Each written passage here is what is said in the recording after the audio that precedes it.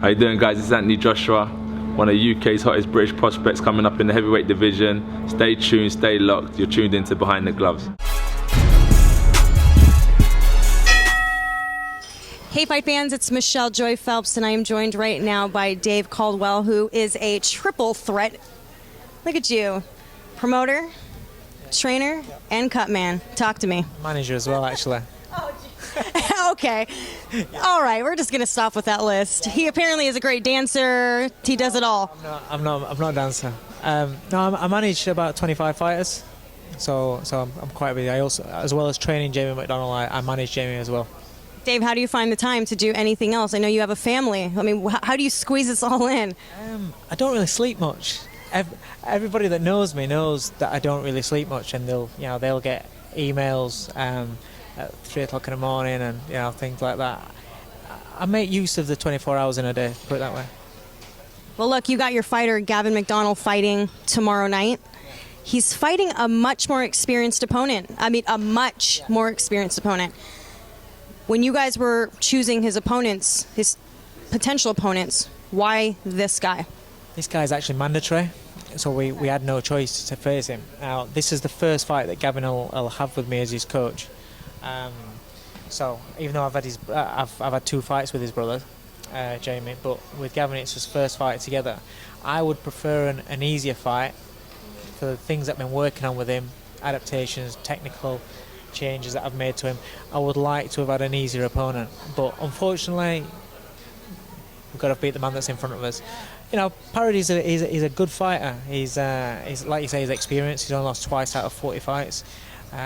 He's without doubt the best man that Gavin's ever fought, but I think with the improvements that Gavin's made, the physical attributes that he's got for this fight as well, I think my man comes through it.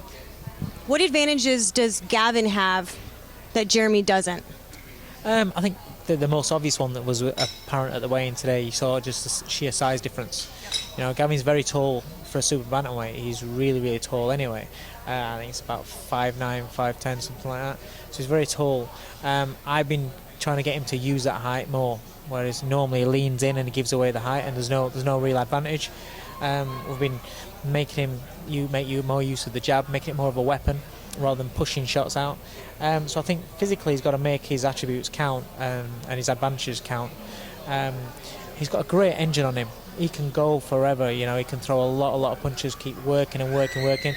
But by putting in a little bit of intelligence in there and shot selection in there, I think you magnify that attribute of his. So you train his brother as well, Jamie, and have the two sparred? They have. They sparred more before they came to me, because that was their main sparring partners for each other. They spar all the time, whereas I've kind of branched out a little bit. I've brought different sparring partners in for them. That's what I like to do. I like the fighters to feel that bit of butterflies, bit of nerves. It's you try and simulate fight conditions. When you go into fight, you have that butterflies because you don't know what the other guy's going to do. If you're sparring somebody constantly all the time, you kind of know what they're going to do before they even do it. So for this camp, Gavin's done a lot of sparring with Ryan Burnett, who's a very good prospect. I think he's one of the world's best prospects coming through. Adam Booth trains and manages him. In fact, I used him as our chief sparring partner for Jamie for the Kameda fight. Took him out to Texas. So he's done a lot of sparring with Ryan. He's sparred with Gamal Yafai as well, who's a good prospect over here. So he's had some good sparring. But when they spar together, and they've done a few rounds for this fight. When they spar together, it's like World War III. There's a lot of sibling rivalry. There's a lot of who's the best. Yeah, I would imagine. That's what I was asking. Like, do you guys have this friendly rivalry where maybe you're all eating dinner and you're kind of throwing jabs at each other? They don't wait for dinner. They don't wait for dinner. They you can just be in a session. It might not have anything to do with the other one, and then one will make up a little quip about how he's done that better than the brother, and then when they get on a roll, you'll get Jamie saying, yeah, but your belt's not worth anything. I've got a world title, and then Gavin will just say, yeah, but you've been beat. I'm unbeaten. And that's his little comeback is because he's never been beat yet. And the banter is brilliant. You know, it's a great atmosphere. The funny kids, when you put them together, they are really funny.